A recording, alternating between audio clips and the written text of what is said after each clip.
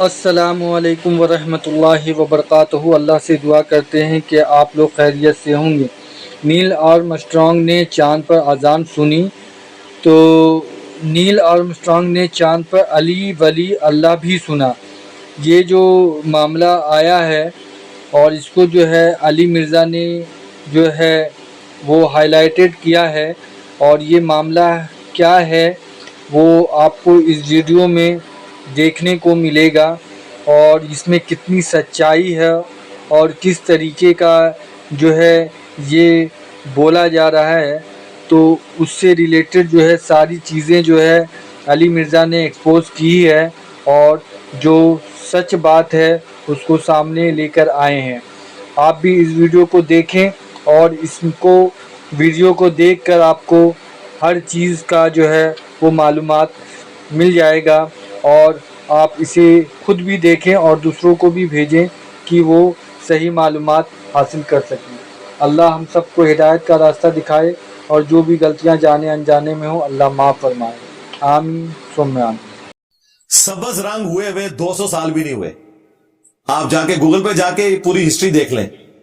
1837 میں، ابھی 2037 نہیں آیا، 1837 میں سلطنت عثمانیہ نے اس کا کلر کر دیا گرین، اور اس میں کئی دفعہ یہ گنبد آسمانی بجلی سے ڈیمیج بھی ہوا ہے، پھر اسے مرمت بھی کیا گیا۔ اس کے اوپر ایک ہلکی سی ٹپ نظر آتی ہے آپ کو۔ لوگ کہتے ہیں نہیں، گنبد کے اوپر سے کوئی پرندہ نہیں گزرتا۔ اس ٹپ کے اوپر میں نے ایک دفعہ نہیں درجنوں دفعہ کبوتر بیٹھے ہوئے دیکھے ہیں۔ کبوتر گنبد کے اوپر بیٹھیں کرتے ہیں، وہ صفائی ہوتی ہے۔ سال میں 2 دفعہ گنبد کو رنگ کیا جاتا ہے، کیونکہ سبز رنگ جو ہے یہ دھوپ میں جلدی اڑتا ہے، سبز اور سرخ رنگ، ادروائز یہ رنگ بھی مینٹین نہ رہے۔ باقاعدہ اس کا پورے کا پورا ایک مینٹیننس کا ایک ادارہ علیحدہ سے بنا ہوا ہے، تب وہ مینٹین ہوا ہے۔ یہاں جی وہ جی کعبے میں پیچھے سے جی گھولاں دے گھول آندے نے کبوتراں دے انج کر کے لنگ جاندے نے۔ غلاف کعبہ کے اوپر بیٹھیں ہوتی ہیں کبوتروں کی۔ بھئی کبوتروں کے اوپر شریعت تو نہیں ہے کوئی، ان بیچاروں کو تو نہیں پتا، دنیا بقدر ایفٹ ہے۔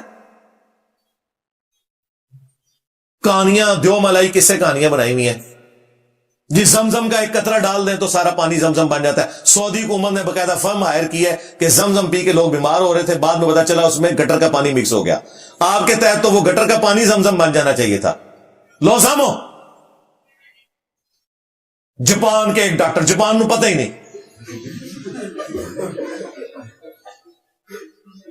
جی، نیل آرمسٹرانگ جب چاند پہ گیا تو اس نے اذان کی آواز سنی۔ علامہ وحید الدین خان صاحب رحمہ اللہ فوت ہو گئے، انہوں نے باقاعدہ نیل آرمسٹرانگ کو خط لکھا کہ تم نے کوئی اذان کی آواز سنی ہے؟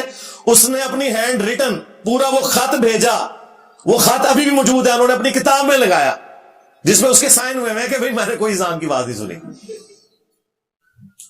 شیعہ نے تو اس میں مزید ایڈ کر دیا، انہوں نے کہا علی ولی اللہ بھی سنیا ہے، اور انہیں اللہ اوپر نہیں سنیا ہے تو علی ولی اللہ کی تو سن لیا ہے۔ سب کہانیاں، اور فوراً کلمہ پڑھ کے مسلمان ہو گیا۔ تسی نہ کلمہ پڑھ کے اللہ دے بندے مسلمان ہونا، تسی نہ کلمہ پڑھ کے قرآن و حدیث پڑھنا، تسی نہ کلمہ پڑھ کے نبی الاسلام کے فرامین پہ عمل کرنا، اور تم لوگ کلمہ پڑھ کے اہل البیت علیہ السلام کی تعلیمات پہ عمل نہ کرنا۔ سنی ہو، شیعہ ہو، وہابی ہو، ساروں کو میں کہہ رہا ہوں، کہانیاں سنیں۔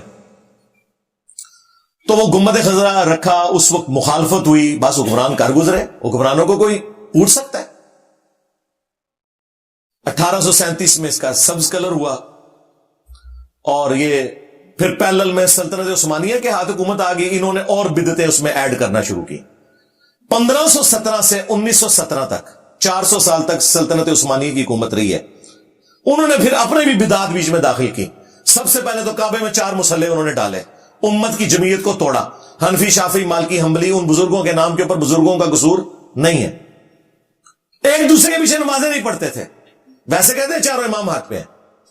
پاکستان بننے سے پہلے جو کتابیں ہیں نا حاج عمرے کی، ایون بار شریعت جو اعلیٰ حضرت کے خلیفہ نے لکھی ہے، انہوں نے اس میں نقشہ بنایا ہوا ہے کہ یہ حنفی مصلی ادھر ہے، ادھر ادھر نہ نکل جانا، کدھر رفع دائیں نہ شروع کر دینا۔ یہ اللہ بھلا کرے سعودی حکومت کا، انہوں نے 4 مصلے اٹھائے، اور جو انہوں نے مزار وہاں پہ بنوائے ہوئے تھے، اتنے بڑے بڑے کبے بنے ہوئے تھے بقیع غرقد قبرستان میں، اس کی بلیک اینڈ وائٹ تصویریں ابھی بھی موجود ہیں، بڑے بڑے کبے، وہ سارے انہوں نے ڈیمولش کر دیے۔ یہاں کہتے ہیں کہ مزارات شہید ہوئے. اللہ کے بندو، جو کام ہی حرام ہے وہ شہید کیسے ہو سکتا ہے؟ حلال کام ہوا ہوتا تو ہم کہتے شہید ہوا ہے. مزار بنانا ہی حرام ہے. نبی علیہ السلام جب کہہ رہے ہیں قبروں پہ عمارت مت بناؤ، اس پہ مت بیٹھو، ان کو پکا مت کرو، کہتے ہیں جی مزارات شہید کر دیے. قبریں نہیں انہوں نے ختم کی، قبریں ابھی بھی موجود ہیں سنت کے مطابق. مٹی کی ڈھیریاں ایک بالش تک، اور اس مٹی کو بہنے سے روکنے کے لیے سائڈ پہ اینٹیں لگانا، اور پتھر کے کتبے جن پہ کچھ لکھا ہوا نہ ہو نشانی کے طور پہ رکھنا، یہ سب کچھ سنت ہے. میں نے اس پہ پورا ریسرچ پیپر لکھا ہے، رسول اللہ کی آخری وصیتیں صلی اللہ علیہ وآلہ وسلم. وہ آپ پڑھ سکتے ہیں، ایک ایک چیز میں نے اس میں کلیئر کی ہے. تو یہ سب کچھ اس میں بالکل کلیئر ہے قرآن و سنت کی روشنی میں کہ جو کچھ سعودی حکومت نے کیا یہ کوئی بھی گستاخی پہ مبنی چیز نہیں تھی. انہوں نے تو بدعت کو ختم کیا. آج کوئی بات کرتا ہے تو یہ کہتے ہیں جی گستاخ رسول ہو گیا. بھئی گستاخ تو وہ ہیں جنہوں نے ایک گنبد بنائے اور امت کو ایک ایسی ڈگر پہ چلا دیا کہ پوری دنیا کے اندر پھر یہ قبر پرستی کا سلسلہ شروع کر دیا اور بنیاد وہاں سے لی جس کی اپنی کوئی بنیاد نہیں تھی. یہ ہسٹری میں آپ کو اس لیے بتا رہا ہوں تاکہ آپ کو پتا چلے جو کام نبی علیہ السلام کے مبارک زمانے میں، صحابہ کے زمانے میں ہو سکتے تھے اور انہوں نے نہیں کیے، ایگزیکٹلی وہی کام 700 سال بعد کوئی کر کے اس کو دین کا حصہ کیسے بنا سکتا ہے؟ ایک غریب اتو بدتمیز، ایک کام خود غلط کیا ہوا ہے اور ہمیں اس کام کا پابند کر رہے ہیں. صحابہ کرام یہ سونے کا گنبد بھی رکھ سکتے تھے، لیکن انہیں ڈر تھا اپنی قبر کا، آخرت کا، کہ نبی الاسلام نے قیامت والے دن پوچھ لیا تو ہم کیا جواب دیں گے.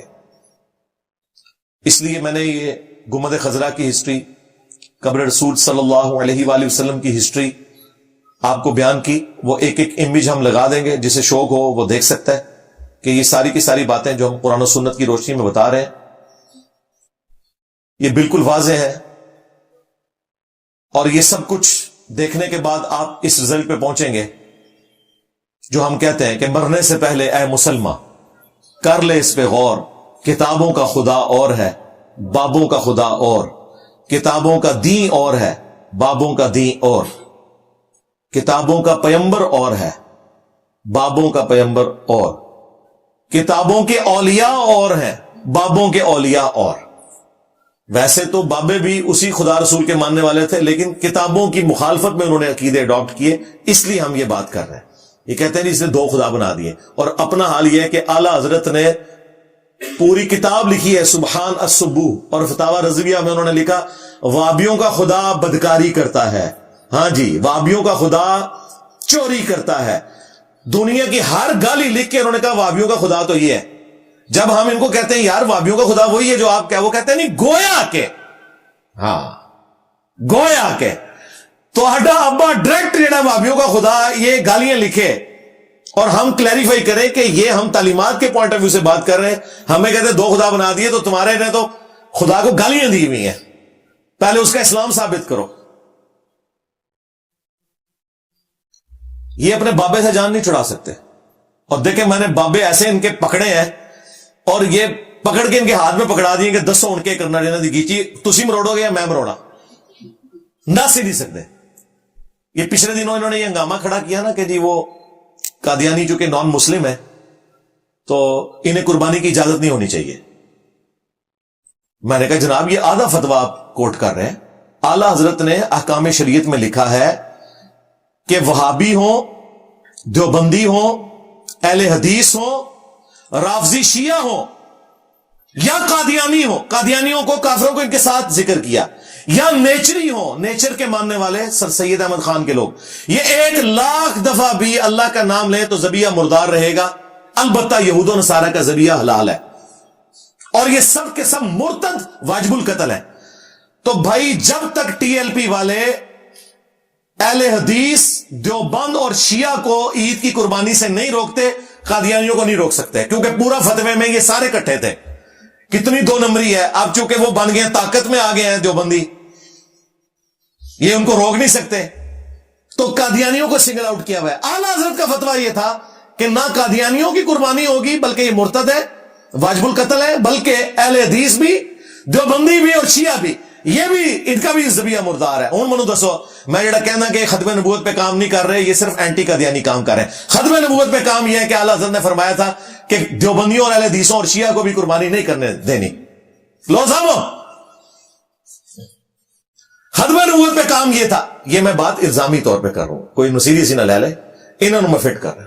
ہاں ہوں جڑی میں گال کر لگا وہ بالکل درست ہے. ختم نبوت پہ کام یہ ہے کہ صرف غلام احمد قادیانی دجال کو برا نہیں کہنا, بلکہ چشتی دجال, تھانوی دجال, بقول تمہارے کہ معرفت کی باتیں تھی, انہیں بھی اسی طریقے سے کنڈیم کرنا ہے, ورنہ تم صرف اینٹی قادیانی ہو. ختم نبوت کے رائٹس ہمارے پاس ہیں. ہاں ہمارا کوئی اسٹوڈنٹ رفع الیدین شروع کر دے, اسے کہتے ہیں انقریب قادیانی ہو جائے گا. او ہم نے بتایا اللہ کے بندو قادیانی کہاں سے ہوگا؟ قادیانی تو بغیر رفع الیدین کے نماز پڑھتے ہیں جی. حنفی بریلوی, حنفی دیوبندی, حنفی قادیانی, قادیانی حنفی ہے.